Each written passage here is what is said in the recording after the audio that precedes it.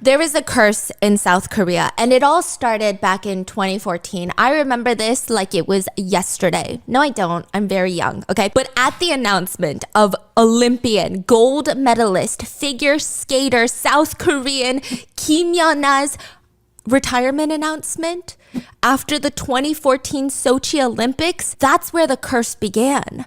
This obsession with figure skating by the country of South Korea develops after Kim Yuna, and now suddenly every single mom that we knew was looking for their kid. They were like, you should have been in figure skating since you were 5 years old. You could have made something out of yourself. Instead, you post these cringy ass YouTube videos. Look at yourself. Immediately afterwards, thousands of little girls are enrolled into figure skating classes. There weren't even enough rinks. Some rinks were turning people down. Like, ma'am, no, we cannot just take it. This is an infant. They don't even know how to walk right now. What do you mean? What do you want us to do? Just like throw them down onto the ice? Kim Yuna single-handedly made figure skating so much more popular in South Korea because before her, the government didn't even care for national figure skaters. They didn't even invest money into it. It wasn't even until she won the Junior Grand Prix final, and it was taking Kim Yuna $2,200 a month to skate. Her training facilities, her costumes, renting ice rinks, choreographers. Her parents were paying $2,200 a month on top of all their other expenses. It wasn't until the Junior Grand Prix final that South Korea was like, fine, you might be onto something. You might win an Olympic gold medal. So we will cover some of your costs. So we'll give you $800. That's insane. Okay, what the hell is she gonna do with that? Now, after Kim Yuna wins the gold for 2010 Olympics, South Korea was like, maybe this beautiful, elegant ice queen was onto something. 2010 was her first goal? First gold. That's when everything blew up. Cultural reset. Something in every South Korean's brain chemistry, not even in the country of South Korea, all around the world. It's like we ding, and we all just joined this new cult of the Ice Queen. It was programmed into our brain chemistry. When she won that gold medal, everyone, my mom, everyone at your Korean church, they went ding. That's so interesting because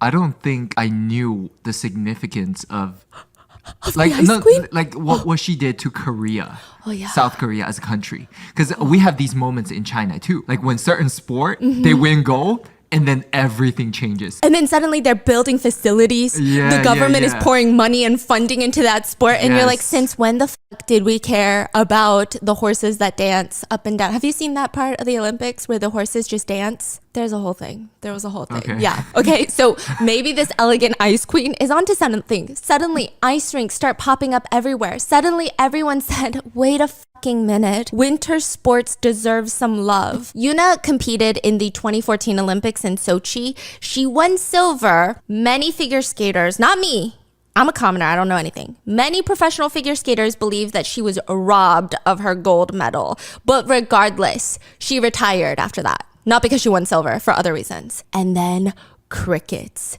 South Korea has been so pumped for figure skating since 2010 and nothing, just nothing. We haven't won shit. We have not had a figure skater win an Olympic gold medal for South Korea, the Republic of Korea, ROK, since the Ice Queen Kim Yuna. Technically, the last gold in figure skating was in 2010, Kim Yuna's first. 10 years, South Korea has had the figure skating curse. Not a single gold except in the 2024 Winter Olympics. South Korea placed gold in the figure skating team event for the Youth Olympics. So they're like, if we're placing gold in the Youth Olympics, it's only a matter of time till these youths fucking grow up and they win the gold for the Senior Olympics. Wait, there was a Youth Olympic happen this year? Yeah. Wow. Yeah. Huh, that's crazy. Yeah, there was a Youth Olympics. Wow. So they're like, it's going to be in 2026 then. Because the regular adult Olympics is in 2026 in Milan. Really? So they're like, we're going to win a fucking gold in figure skating in 16 years. 16 years, the curse is gonna be broken. This is when it's all gonna change things. South Korea doesn't know exactly who per se is gonna be the curse breaker since they haven't had the Olympic trials yet, meaning it's unclear which one is gonna rep South Korea in the Winter Olympics, but there's a few guesses. Now, a few months ago, May of 2024, South Korea decides, hey, We got 2 years left before the Winter Olympics. Here's what we're going to do. We're going to send 10 figure skaters to Milan, which is where the Olympics are going to be held in 2 years. And they're going to go for 2 weeks to practice. Literally a field trip. 6 girls, 2 seniors, so they're qualified to compete in the adult Olympics, 4 juniors, and 4 boys. We don't know if the boys are all juniors. We don't know anything, okay? 2 weeks, all expenses paid, all paid by the Korean Skating Union. A vacation? No. Well, it seems like it, kind of. Because, okay, so they're going to this part outside of Milan that only has 1 ice skating rink. But people were like, it's fine. It's fine. They're going to go to the rink every single day and they're going to train for the 2026 Milan Winter Olympics. Korean netizens are so excited. They're writing, the change in popularity for skating after Kim Yuna was monumental. But it takes a long time for popularity to translate into talent. And we're finally seeing the return on the investment. Now it's happening. Just because everybody suddenly was interested in figure skating doesn't mean everyone was good. It takes decades to get good. So those fucking 4-year-olds that started in 2010, they're probably going on this trip now. Oh yeah. And some of these kids on that team could be that good. And the Korean Skating Union is putting all of these resources into the athletes, going to Italy for 2 weeks. It's all just the environment for success. It's also a practice run. Clearly, they think some of these athletes have really strong potential. How serious is South Korea taking it? Very freaking seriously. These kids, these athletes, these skaters, they get paparazzi'd at the Incheon airport like a little K-pop group, okay? They're leaving for Milan. They're all wearing their uniforms. That is sponsored by BBQ Chicken, which I couldn't find any other context. I just know that they're sponsored by BBQ Chicken. And I'm like, have you seen these kids' Instagram posts and their news networks like behind the day of a potential Olympian figure skater? They're not eating BBQ chicken. That's all I gotta say, okay? They're eating like dressingless Caesar salads and some grilled tofu. I would also take a BBQ chicken sponsorship. I'm just saying. Now, anyways, when the kids first get there, they have this super cute Instagram video that gets posted by one of the skaters. They're dancing to Les Serafim's Anti-Fragile and they're doing TikTok dances, but on ice. I love when people do superhuman things. Very human. TikTok dances on ice. It's the way that Olympians are so unserious when they're not doing their very serious sports is my favorite type of video consumption. They're wearing the Olympic ring glasses. Oh, you know which ones I'm talking about? Yes. They just look really cute. They're doing their little skates around the ice and the video ends with Team Korea. It's like a recruitment video. If I see this video, I'm fucking enlisting in the South Korean army as an American citizen because patriotism is flowing through the pixels of this screen. It's a good video. After these kids get back to South Korea, 2 weeks in Italy, they come back. A news article announces that there is an investigation underway into the athletes that went to Italy. In short, the initial report states, it has been confirmed that some figure skating national team members drank alcohol at the dorm several times during the overseas field training trip, which is a clear violation of training regulations. Aside from that, 1 male athlete snuck into a girl's dorm room, which is strictly prohibited. The Korean Ice Skating Federation is starting a disciplinary procedure, and they're going to investigate all the players involved. Whoa. Bruh. This Italy trip was not just to figure skate in Italy, okay? This trip is also to teach the kids what it's like to be in Italy, to prepare them. I don't know if you guys know this, I'm sure you do, but every time a country goes to the Olympics, you're not just an Olympian. You are a spokesperson. You are the face of the country. Don't embarrass us. We will punch you in the face if you embarrass us. You can't be sneaking out. You can't be doing this bullshit. You can't be posting TikTok videos that offends the locals. You cannot be doing that. You will become a national disgrace. So the fact that they're breaking regulations, drinking, sneaking into each other's dorms, really bad look. I feel like in America, it's like, ooh, that's news, but maybe we're not even talking about it because it's not that big of a deal. In Korea, they take this very, very seriously. And then I think the Olympians... Oh, the committee, the figure skating not committee? Not just committee, the culture too. Oh. Remember how your mom was telling you about the culture of these countries? It's crazy. When you are an Olympian for a country like South Korea, you are no longer a person. You're like property of South Korea. You are their ambassador. So you better be on point. Anything personally you do is a reflection of the country. This is crazy news in South Korea. The comment starts going off. People are responding, you had one job, people, one job to be Olympians. Don't break the rules. A lot of other K-netizens were asking follow-up questions that I guess would make them more or less angry. I don't know. But they were asking how often were these kids drinking? Like every night? Because that could be a potential addiction problem. Where are the supervisors on this trip? Aren't there minors involved?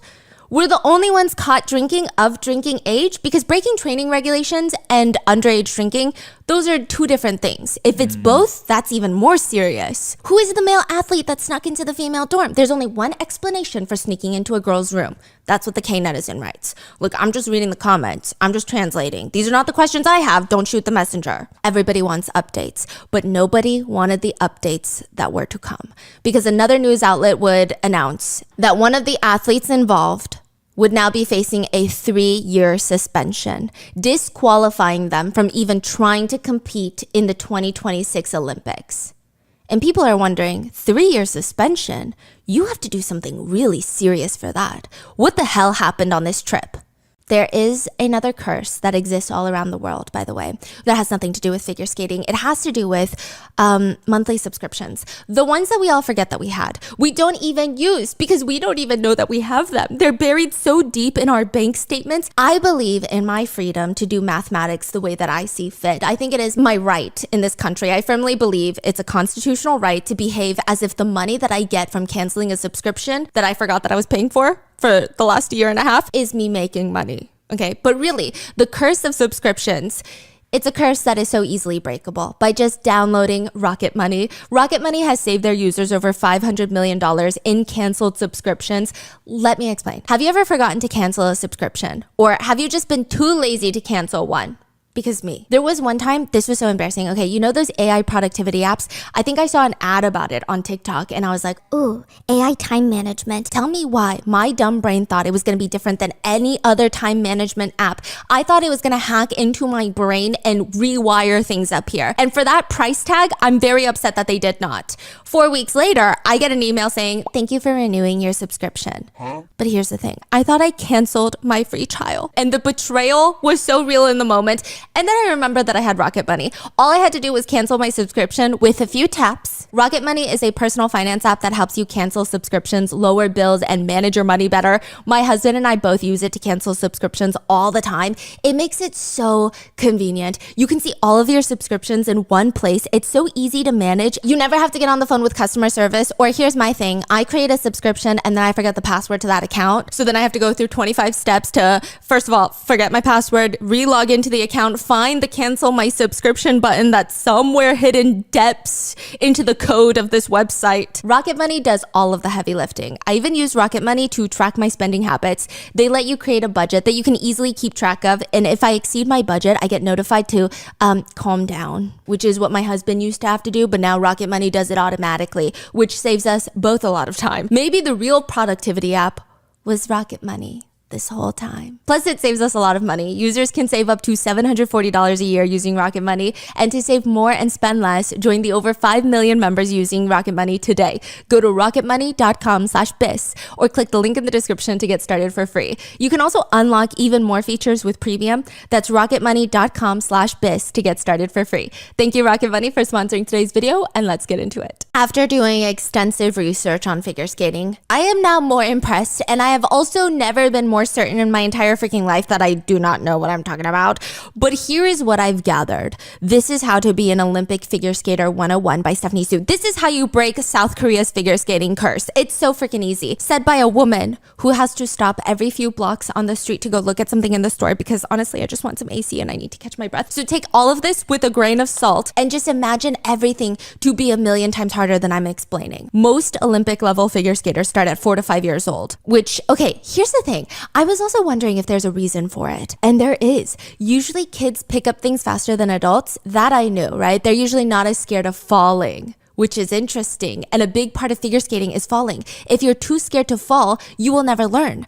Kids, they don't innately have that strong fear until they grow up. And muscle memory, they say that figure skating relies heavily on muscle memory. And they say when you start as a kid, your spirals and spins just look so much better than an adult or someone who's maybe 15 and started learning because your body is just used to bending in certain ways. Also, think about it. If you're on the ice for most of your life, you're just going to be more steady and confident on the ice. Some figure skaters state, watching competitions, you can always tell who skated as a kid and who didn't. Then you have to master all the technical stuff, all the jumps and spins. You gotta hope you don't slice your face open and train all day, every single day. That's it. By the time that the skaters go to sleep, after all their practices, it's like 11:30 p.m. People have said figure skating is like, imagine a tightrope walker. They're on this tightrope, but instead of walking, they're doing dance moves and spins and acrobatics, all the while balancing on this very thin wire. That's what wearing the skates feels like. You're balancing on this thin, sharp blade on freezing, cold, slippery ice. The ice is kept between 22 to 26 degrees.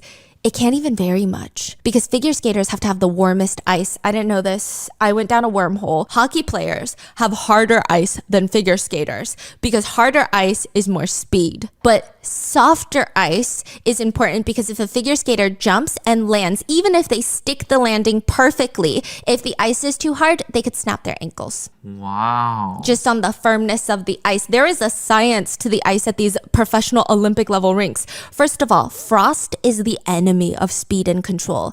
It's also very dangerous, which means these rinks have to have humidity levels down to 40% at all times.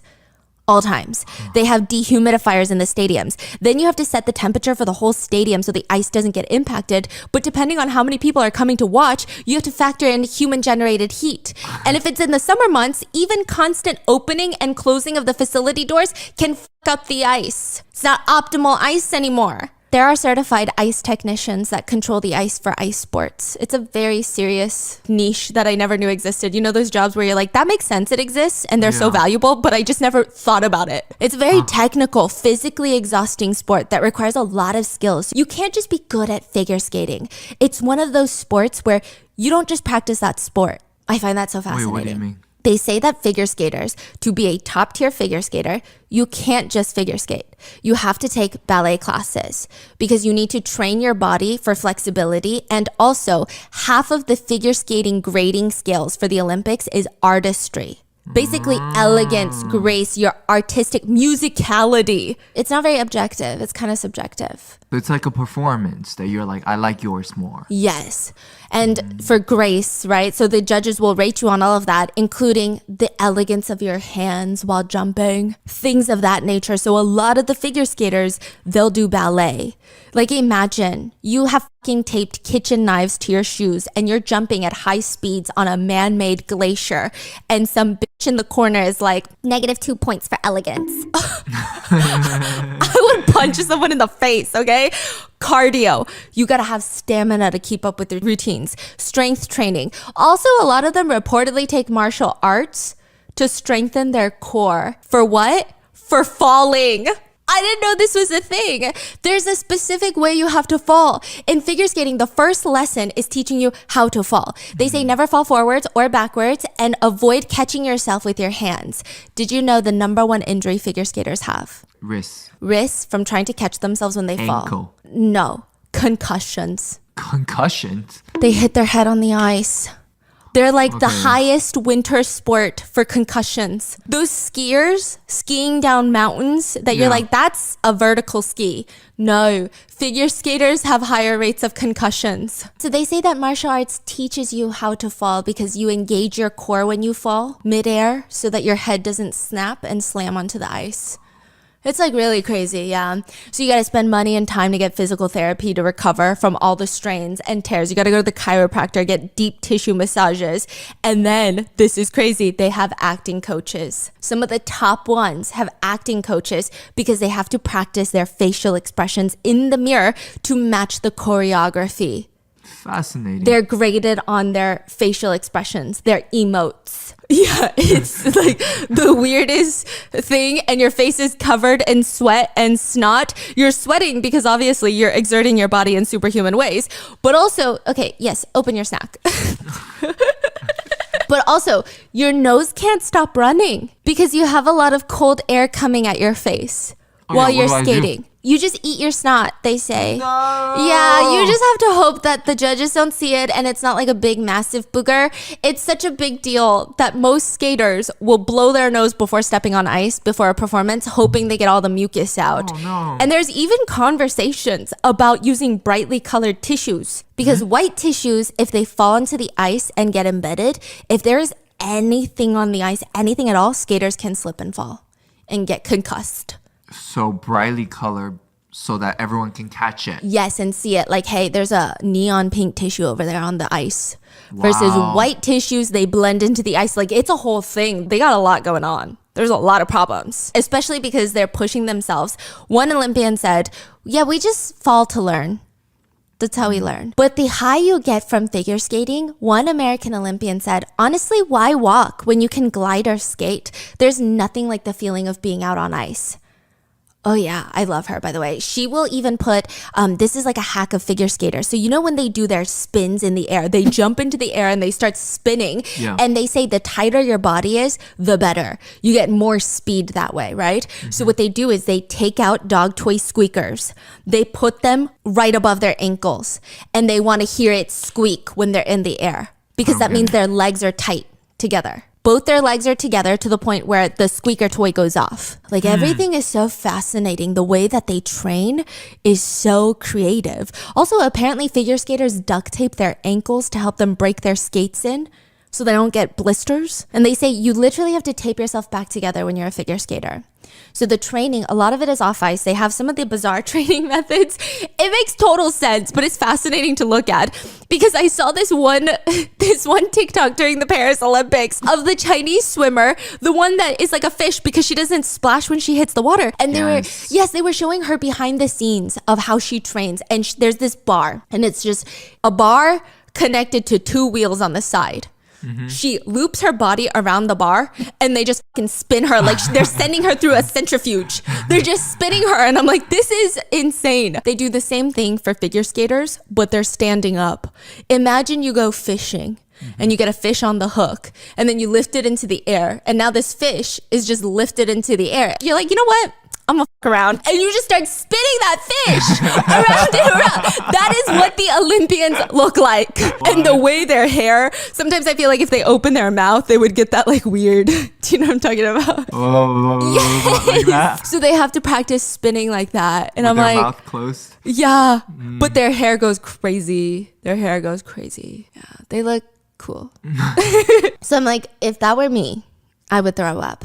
Apparently you don't. Apparently figure skaters don't get dizzy. So I'm like, oh, I get it. It's like ballet. Because you know in ballet, I think they look at one point and they spin and they keep looking at that point, yeah? They're like, sure. No, you can't even focus on one point in figure skating because you're spinning too fast for that. Studies have shown that when a figure skater spins, the part of the brain that makes you dizzy doesn't activate. Really? I think it happens too quickly. And then they're like, what just happened? The brain is like, hello? Like, what is going on? Yeah, except maybe during a triple axel, you might get a little woozy. That's when you do 3 full rotations in the air, which is really crazy. It's a notoriously difficult jump and spin thingy. That's like the professional way of saying it. And you're basically going and defying gravity and you have to jump at around 20 miles per hour to get the speed to spin 3 full rotations. Wow. And that spin lasts less than a second. Wow. One Olympic figure skater said, the faster you spin, the harder it is to basically breathe because there's so much force. So that's why they spin you around and they're like, breathe. Wait, who said breathe? I feel like I would as a trainer. Yeah. I'd be like, breathe, come on. And then I'd just breathe in. Breathe out. Breathe out. I'm just snacking on the side. Others have said triple axels feel like you're cliff diving. You have to be so precise with pressing into the ice, cutting into the ice with your blade, and how you stop your blade. It's like no room for error. I feel like I'm ready. Like, this is super fascinating. I feel like you should do like every sport, yes. Piss off everyone. Piss off every athlete in the world. I feel like I have more appreciation than before. Yes. Okay, that's how I felt with like gymnastics, right? Because the whole point of athletes is they make it look effortless to the point where you're like, I could do that because it looks so easy and that's the grace of it, right? That's the point of it. And then you look at how technical it is and maybe we should. Yeah, because it gets really crazy. There's actually so many illegal banned moves in figure skating because I know with gymnastics, people were talking about all the banned moves. Figure skating has so many banned moves. Did you know that you can actually technically, theoretically, physically do a backflip while figure skating? You cannot? You can physically, but it is banned. It's an illegal move. Really? It became illegal because there was an Olympian who did it at the Olympics. This was the first time it was ever done at the Olympics, like back in the 70s or something. Everybody was so shook. They had never seen that shit in their whole lives before, to the point where the judges had to shut up and go to the corner and have an emergency meeting because that shit was so cool. Yeah. But you could literally kill yourself doing that. So do we ban it? Because people could try to imitate it and then kill themselves. Like athletes could get easily injured. So they banned it. They banned the backflip. You could fall on your head. The blade is so close to your face. It's just so many things could go wrong, and it looks incredibly unstable. There's actually one really famous backflip in the Olympics. So she is a renowned figure skater. I believe she was representing the French team. Oh, I wish I could look into this story more. I should for another case or something, but she represents the French team. This was like back in the 90s, I think. Don't quote me on it. Maybe 80s. She said there was a lot of racism. It's a primarily white sport, and she had done something that she believed that the judges were gonna ding her for in a lot of the competitive parts. So she decides she's just gonna whip out a backflip in the middle of the Olympics, knowing it's an illegal sport, because her whole thing was, I'm never gonna win over the judges. They literally hate me because I'm black, which was pretty accurate. So she's like, I'm gonna win the audience over. Did a backflip, landed on one foot. Backflip on one foot? On one foot. So she was like, it doesn't matter how good I am at this sport, so I might as well show everyone how good I am. Whoa. She's so cool. Yeah, I hope she's doing well. Yeah. They banned the backflip. Okay, there's another one called the headbanger that they banned. This is when a guy holds a girl by her ankles and he starts spinning around, right? But he does the up and down motion. And so her head goes up and then her head almost touches and bangs onto the ice. But he's like, no, I'm going to lift you before it bangs onto the ice. And then he just like puts her life at risk for however many seconds straight. What a name, huh? It doesn't even look elegant or good. It just looks like a woman's world. So dangerous, okay? Listen, I only trust one man enough to do that with, and he has a very bad back. So I guess I do not trust you to do that with. I was like, don't trust me on that. You said not me. Other ones, lying down is banned. Lying down? Yeah. What does that mean? I don't know why it was a trend at one point to just like lie down on the ice. Yeah, basically you just worm around, which is not considered skating, so it was banned. It is honestly a rather dangerous sport. I will give you that if you're not careful. Some figure skaters, they even have these superstitions that they do. One skater said, for me, I have my bag with my skates in there. I take my right skate out, put it on, lace it up fully before I take out my left skate.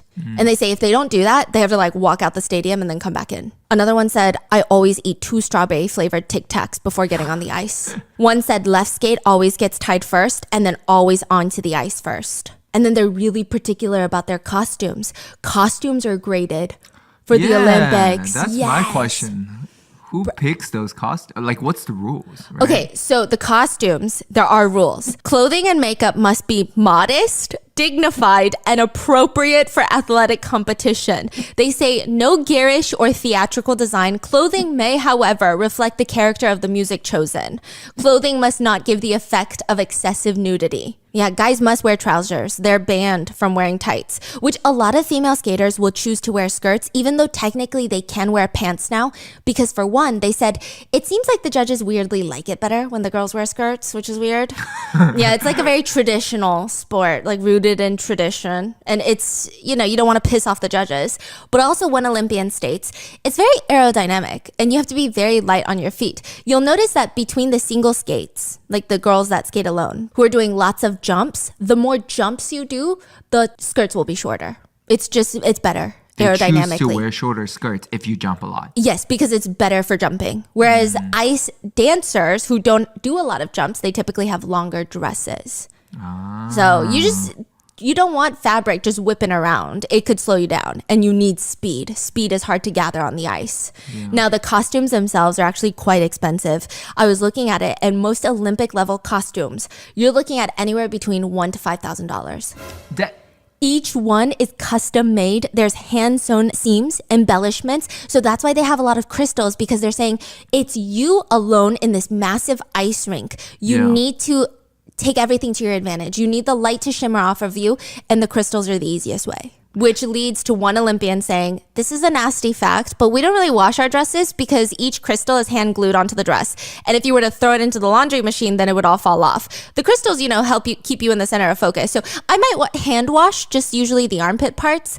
But otherwise, you just do like a nice deodorizing spray and forget about it. Wow. Yeah. But then you also can wear the same one all the time during competitions, right? Exactly. And even just the Olympics itself, you need 2 costumes per season. So that's $10,000 just on costumes. And that's out of the pocket for the athlete themselves. So it depends on the country, and it depends on, I think some of them are internationally covered, but most countries will only cover a part of it. Wow. Yeah. Then the custom made skate, that's even crazier, with the sharp ass blades that can slice open your skin. How much are those? Those are like $1,000, but you go through them. Oh, you go through the blades? Yeah, you go through the whole boot and the skate. So Kim Yuna at one point, she was changing between 3 to 6 per year. Wow. Yeah. Fascinating. Isn't that crazy? That's crazy. Also, hair and makeup has to be sweat-proof, waterproof, and your hair has to be solid as a rock. But also like that makes me think that means there are people, artisans, all they do is make costumes. I went on the figure skating subreddit. There are posts dedicated to all the costume makers. Some of them are not even taking new clients. Yeah. Some of them don't even sell to the general public. Wow. Yeah, that's like their whole career. See, then that also made me think like if you're in design, clothing design, like maybe look into these fields. If there are demands and then, you can really create something. Yeah. That's so interesting. I think it's beautiful. I think their costumes are beautiful. Yeah. I know it's rooted in tradition, but they look ethereal when they're skating. When it matches the music and it matches the skater, it's this fucking chemistry on the ice that's out of this world. Honestly, this whole thing feels like getting ready for the red carpet, but fucking doing parkour on the ice. That's what it feels like. Yeah, it's wild. So Kim Yuna is the ice queen of South Korea. This is how everyone describes her figure skating. Lighter than air, grace in her movements on the ice. She carves the ice like a calligrapher. A supreme serenity that has no arrogance to it. When someone sneezes in South Korea, you say, Yuna bless you. Okay.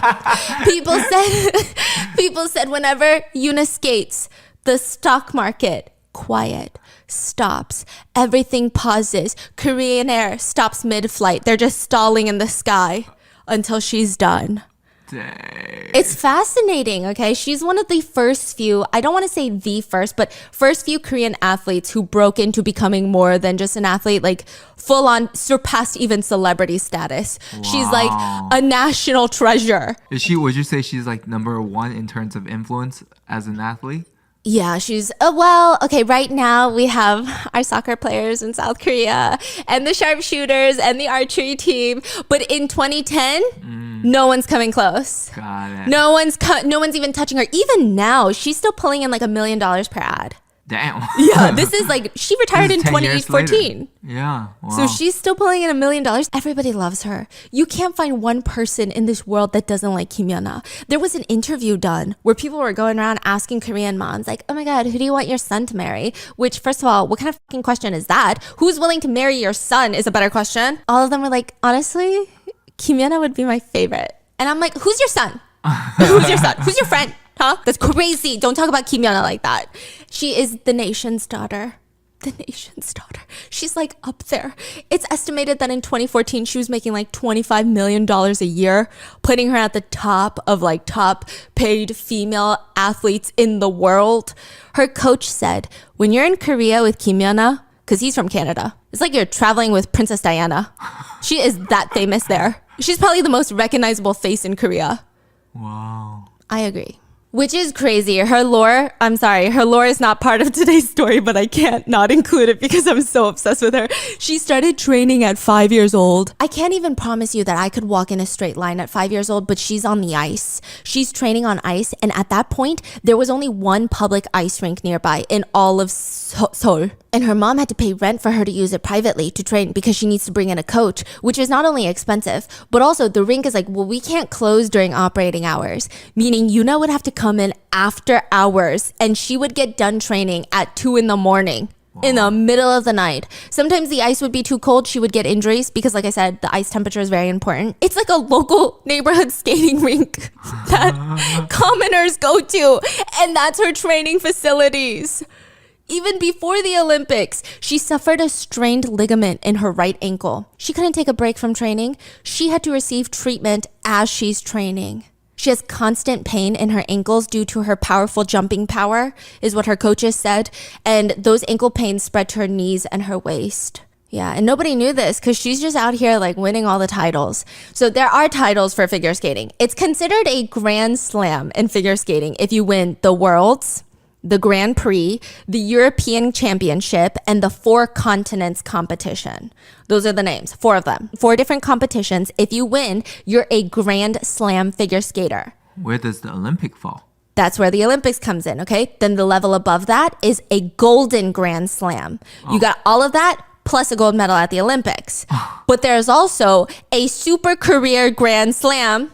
Yuna was the first to get it, which is you win all 4 major tournaments, but both in the junior and senior league. You won all the juniors of all 4, then the seniors, then you win a gold medal. That is the Super Career Grand Slam. Yeah. They had to make a name for it because they were like, wait, we didn't expect you to do that. You just went above and beyond, huh? And now we have to do paperwork.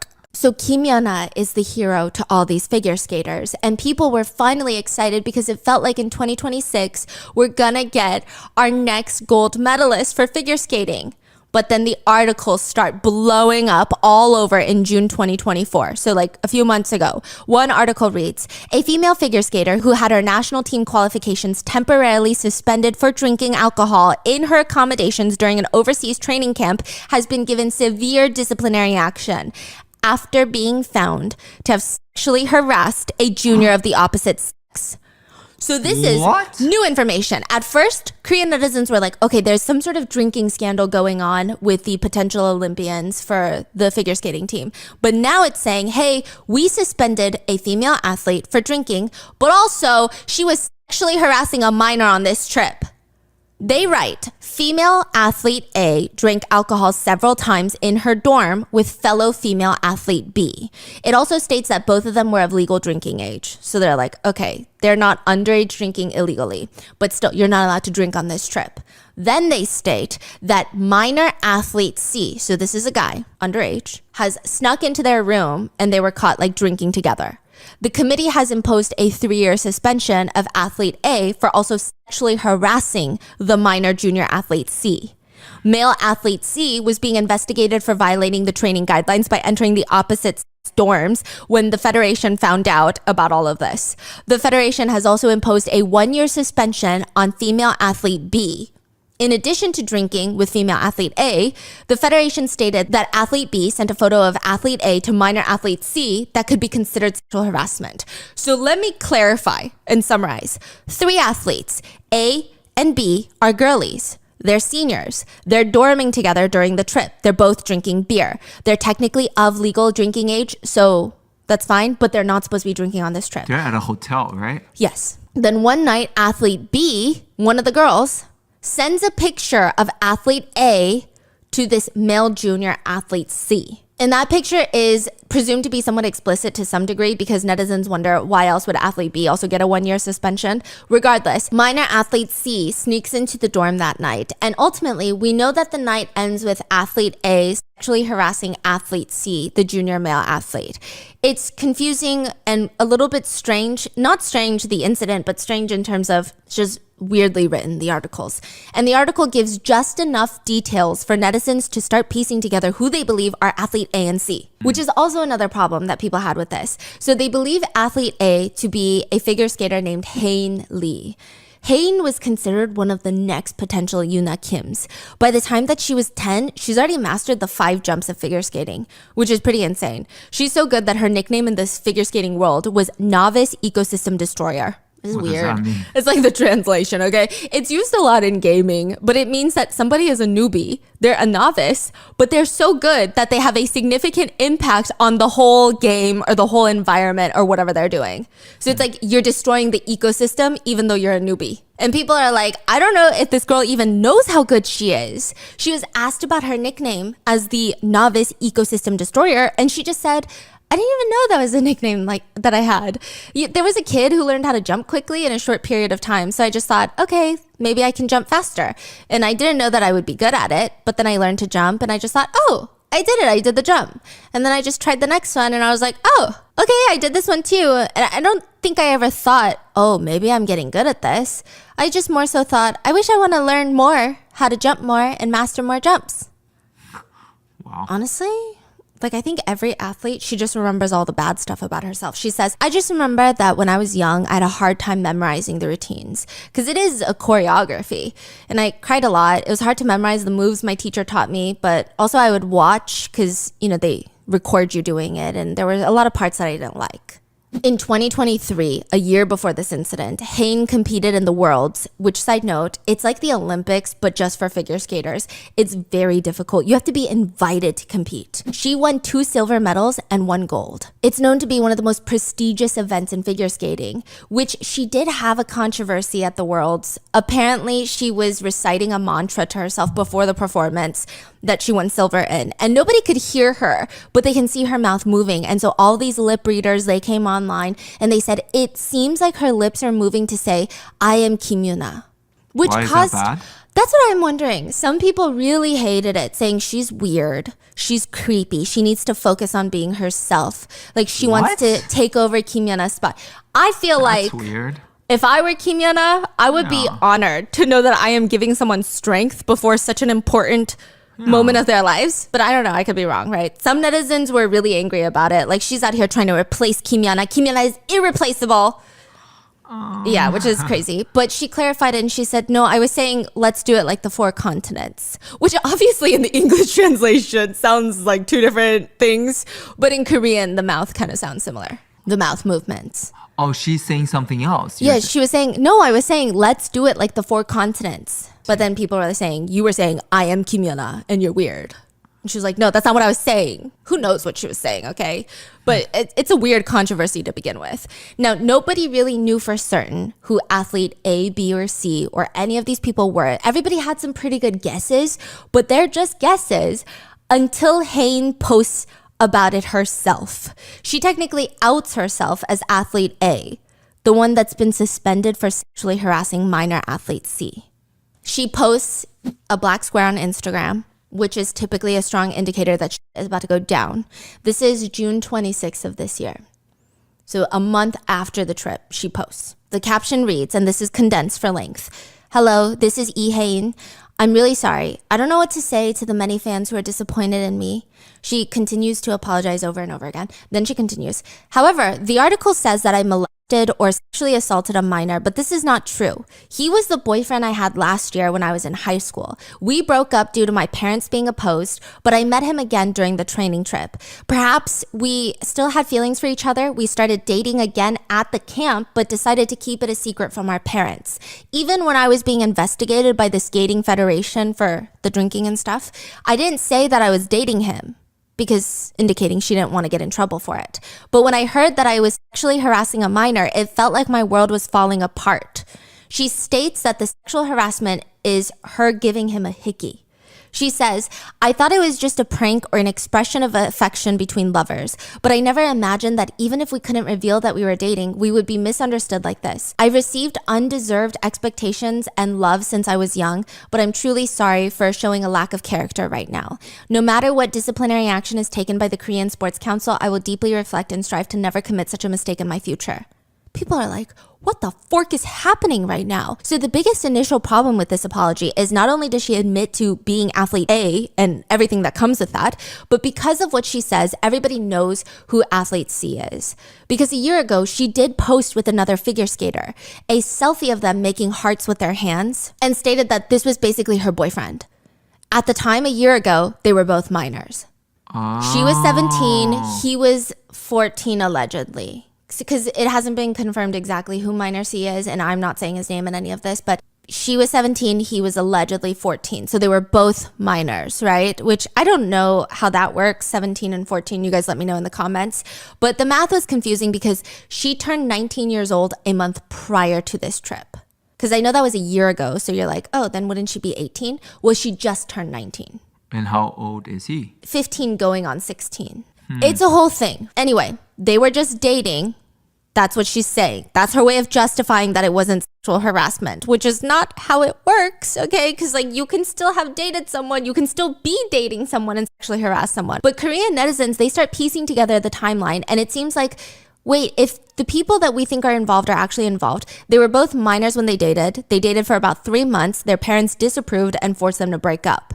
There were some suspicions that they were forced to break up because C's parents didn't like that she was 3.5 years older than him. But a lot of Korean netizens think, well, no, they were probably forced to break up because you can't really be dating as an Olympian, especially at that age. Like, this is the most important part of your life. Which again, I'm just telling you what's going on online, okay? I'm not saying that's what his parents said. I'm not saying that's how I would behave as his parents. I'm just saying, right? They were likely forbidden from talking and dating. But Hae-in seems to claim that they had feelings for each other still. And after reuniting in Italy, after seeing each other again, halfway into this training camp, they start dating again.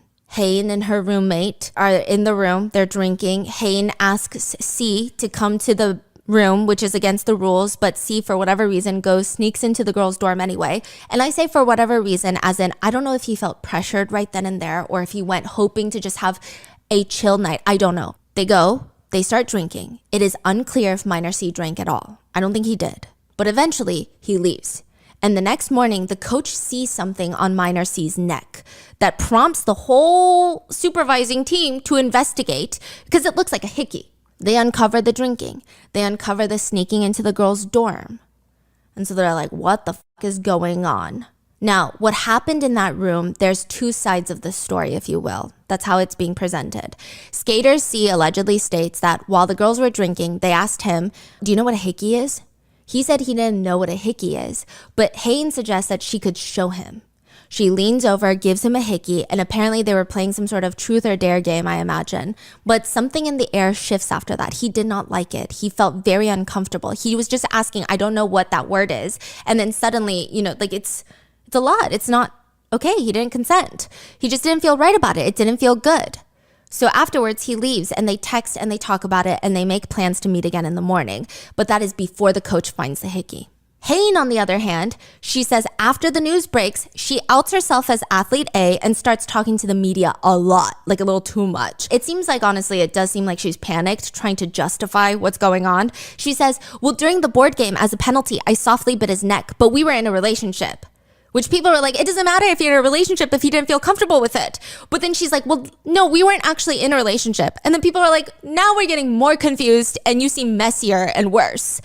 Which, yes, it's not a good take. Now, where it gets really messy is Hae-in alleges that she just said all of that because her agency told her to say that.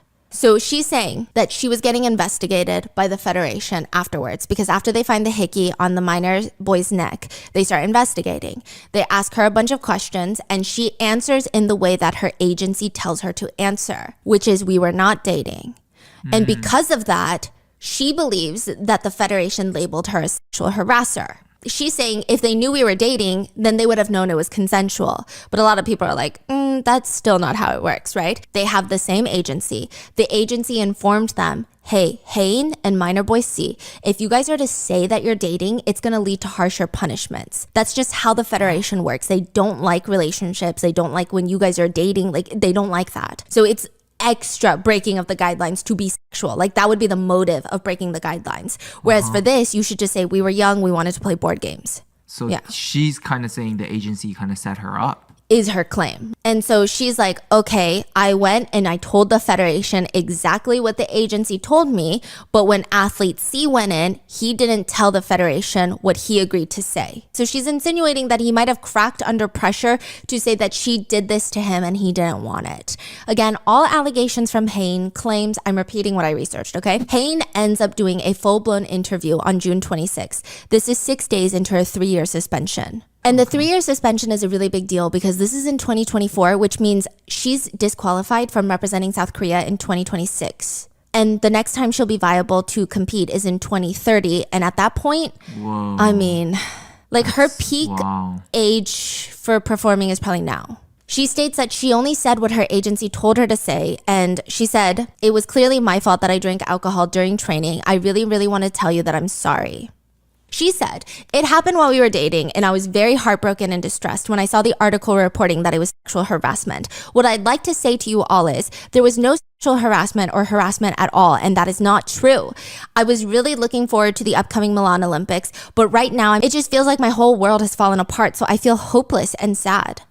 Then she starts showing text messages before, during, and after the incident, which she's getting a lot of heat for even showing these messages because netizens are saying yet another trauma to athlete C added to the list because he didn't consent to the activity inside the dorm room and now he doesn't consent to you exposing intimate text messages. But she's trying to focus on the fact that after leaving the room, athlete C texts her, "No one saw the kiss today, right? I couldn't help it." So it's kind of insinuating that they kiss later on. And she texts, "I thought you were hugging me." But then suddenly there was a kiss. Allegedly, if these text messages are real, she's insinuating that athlete C, the minor, kissed her. He writes, "Just need to make sure not to get caught. Want to meet again tonight? Haha. I was wrong about the hickey and it's only right that I take responsibility." So we don't know really what he's referring to. So then Hae-in responds, "I'm sorry, even if you asked me, I shouldn't have done it. I'm the adult here.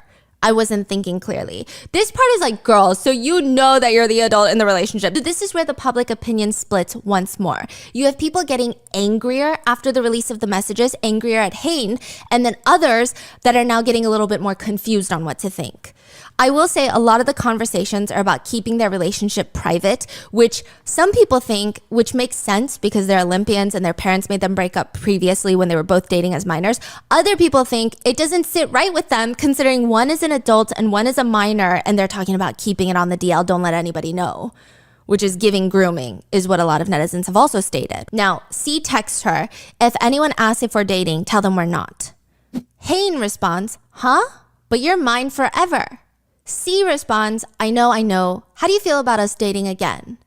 Hae-in responds, "I love it. It feels like everything is falling into place again. Hee hee." Later, she talks about, "Hee hee, oh my gosh, I feel like I'm gonna faint because you're calling me honey again after such a long time." C responds, "Oh, haha, honey, seriously, I almost cried." Hae-in responds, Why, did I say something wrong?"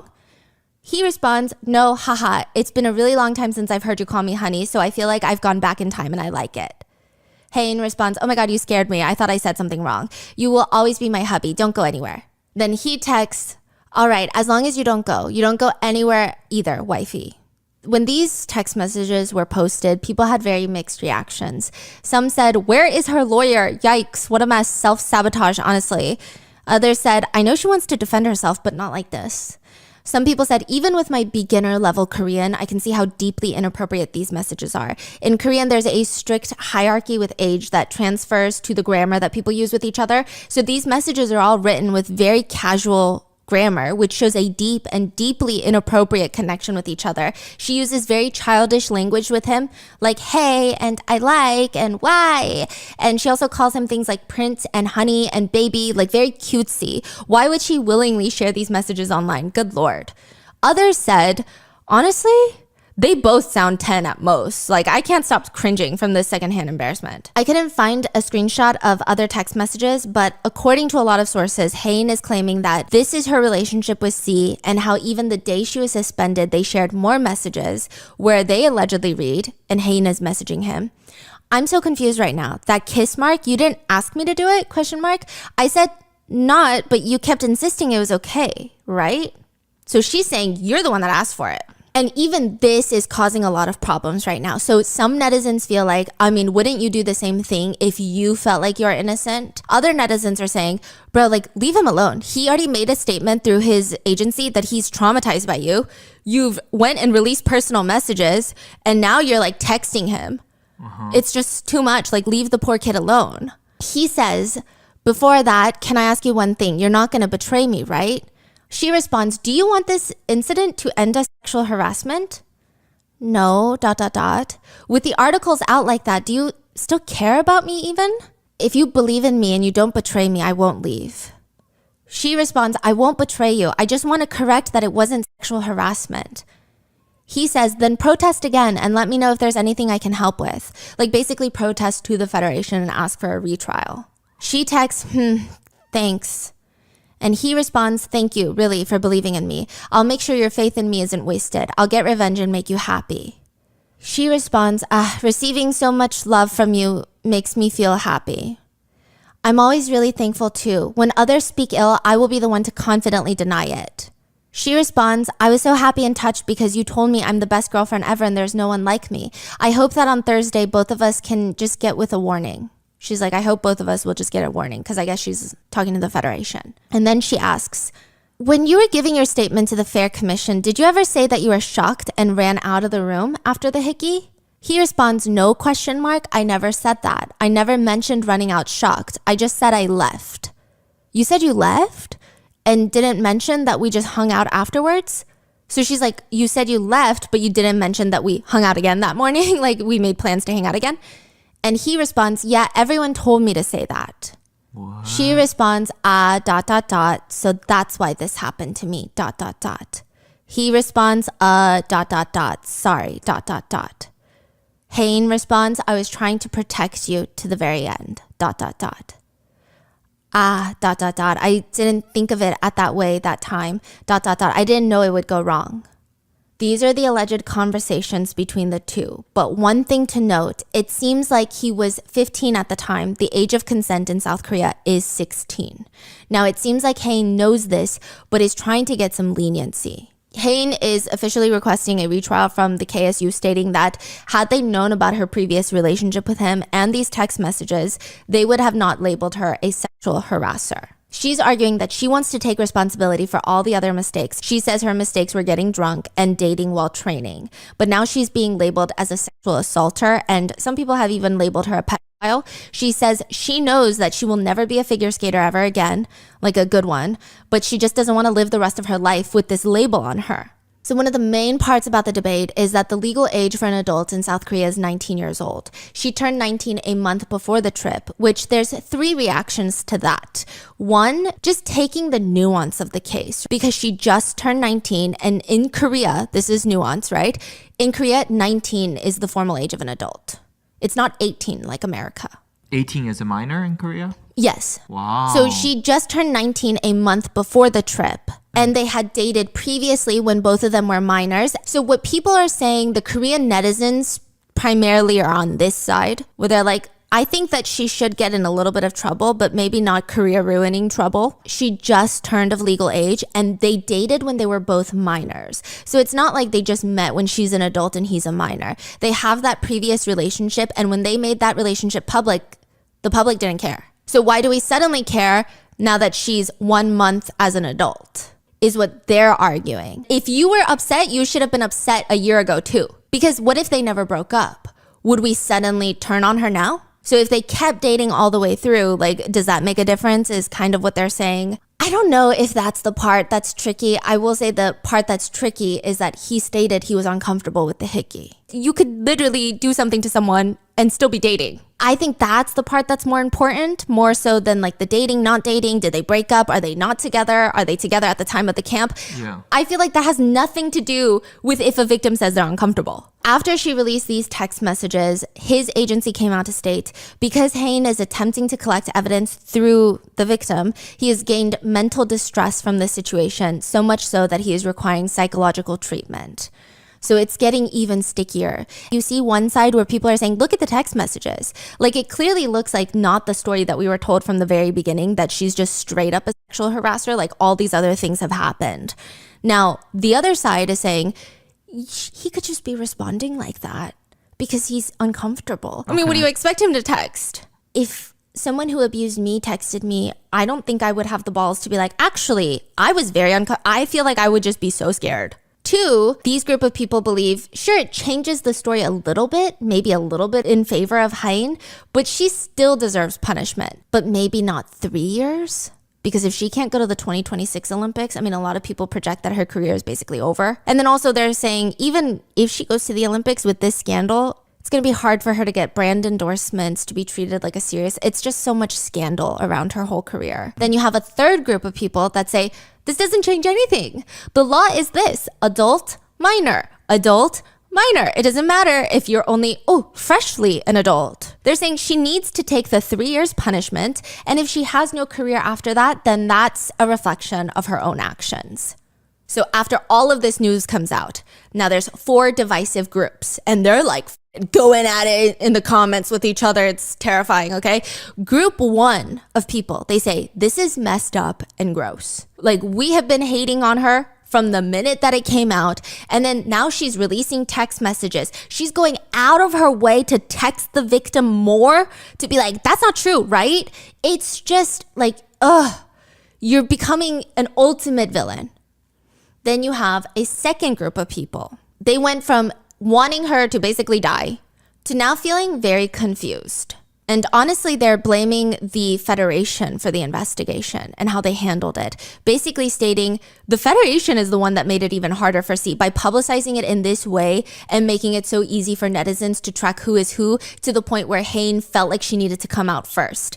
Because it's better if she says something versus everybody is like, okay, we finally found out who it is. One netizen writes, I gave KSU credit for the investigation at the beginning, thinking it was about a very serious form of sexual molestation. But knowing what we know now, it just seems very irresponsible to me that they publicized anything about this incident. Before you downvote me, I'm not trying to excuse Hae-in's behavior. Someone who doesn't even know what a hickey is cannot consent to it, period. But it's also the initial reports, they made it sound like rape. And they're saying, but it's not rape.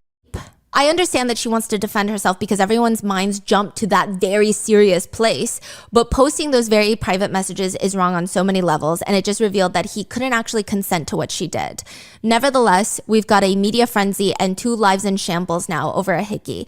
I understand that it can be traumatizing for someone at Athlete C's age. It's very clear that Athlete C is the victim here, and I hope he has the support he needs. But Hae-in also deserves some protection. She made a harmful decision and should face consequences for it, but she doesn't deserve to be crucified publicly and to be treated like a sexual predator and or abuser. She is just freshly aged out adult who thought she was fooling around with her underage boyfriend, who she was in a previous relationship with when they were both minors. And she apparently didn't realize that she's crossing a very clear boundary and causing harm to the victim. Of course, the victim's mental health takes priority in this situation, but the Federation should also have considered Hae-in's mental well-being. Self-exit is prevalent in Korean society, especially amongst young people, and I can imagine that the way that all of this is playing out in the moment is nothing short of catastrophic in the minds of a 15 and 19-year-old. Which I don't know if we agree with anything in that statement, but the self-exit part is very accurate. Yeah. Now, the third camp of people, and I would say like most Korean netizens fit into this category, interestingly, they think it's just messy. They feel like Hae-in isn't a victim. She made a mistake. She needs to learn from it. But this is her whole life and career that's getting tanked. And they also believe that her career should not end for this. A lot of Korean netizens, they use the word 불쌍해 for her, which is feel pity for her. Another reads, she turned 19 a month before the camp and skater C is 15. So it's presumed that they have like a 3.5-year age gap. Obviously not great, but is this grounds for a 3-year ban? I think that's pretty harsh if it turns out that it was a consensual relationship. They obviously think Athlete C is clearly the victim, but it's messy. With the text messages before the investigation, it seems like the hickey was consensual. The age thing is tricky because they dated as minors. So it seems like it should be handled by victim C's parents, like how they want to proceed with it almost. Koreans are saying he is the victim, but it also feels like maybe the harshness of the punishment has to do with his parents getting involved, is the speculation and theory. So the fact that he, quote, allegedly stated a different story in front of the Federation, some people believe that his parents told him to say these things so that he would not get disciplinary action, so that his career wouldn't get stumbled. The majority of K netizens that I've found so far is their main focus on is he never said he was uncomfortable, nor did he report it until he was being investigated for sneaking into the girls' dorm. So that's where people have the problem with, which is I don't know if I can agree with that statement because a lot of people don't report because they're scared, right? Yeah. And they're still on this trip. So it's tricky. One comment reads, "It's not that simple. She asked him if it was okay and he said yes. Then afterwards he felt uncomfortable, most likely because he was afraid of getting caught. She even acknowledged that it was her fault and he made it clear he wanted to stay in a relationship but just not see each other during camp anymore. He didn't report her. The details came out during the investigation." You know, with parents of Olympians or training to be Olympians, they're not going to do anything to fumble their kid's career. And his parents are his coaches. So they wonder if his parents might have maybe pushed the narrative a little bit more that he was really scared so that he would get off with no punishment. But again, I don't know if this is true. He could have genuinely just been so scared for his life, like truly. Right. So this is just what a lot of Korean netizens think, theorize, speculate. Age gap relationships, they're more common in Korea. Okay, that became a whole thing. There is some context. So this is less sensitive in Korea with the age gap than in America. A lot of Americans and foreign netizens are like, that doesn't excuse anything. Because like the law is the law. Now, a lot of international netizens, they also ask K netizens if the genders were reversed, if the roles were reversed, would they be saying that? Now, some K netizens are also saying that. If athlete C was a minor girl in this situation, would athlete A just need to learn and reflect from this and not have her whole career ruined? Because it's giving, let's not ruin the boys' lives over this. That's what it's giving, right? Which a lot of Korean netizens sparked even more angry backlash because they said, yes, that's exactly what would happen.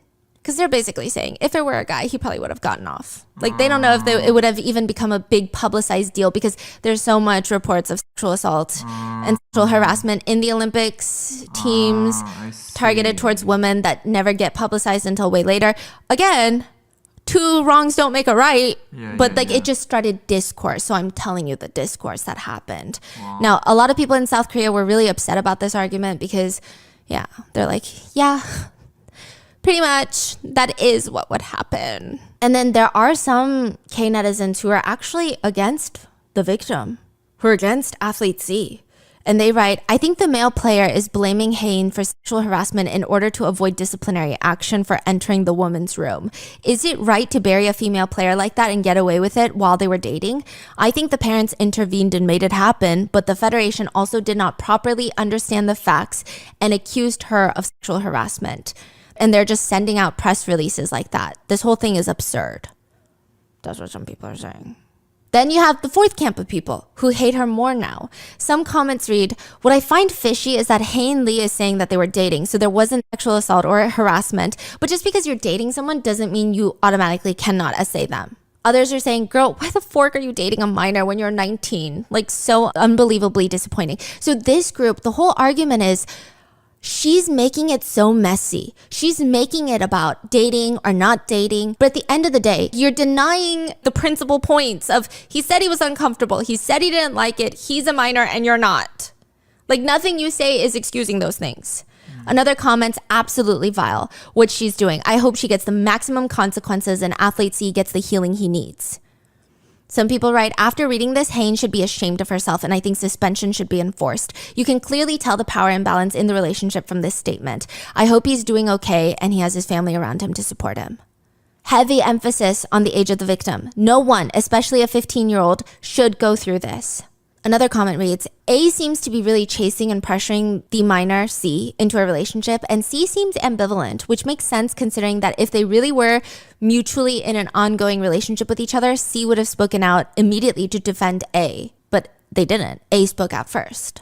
But then some people are saying that's maybe not possible for C to speak out because his parents are likely involved. Like, at the end of the day, he's still a minor. Another comment is, "The most important viewpoint in sexual harassment cases is not that of the perpetrator, but the victim." So I think that is important.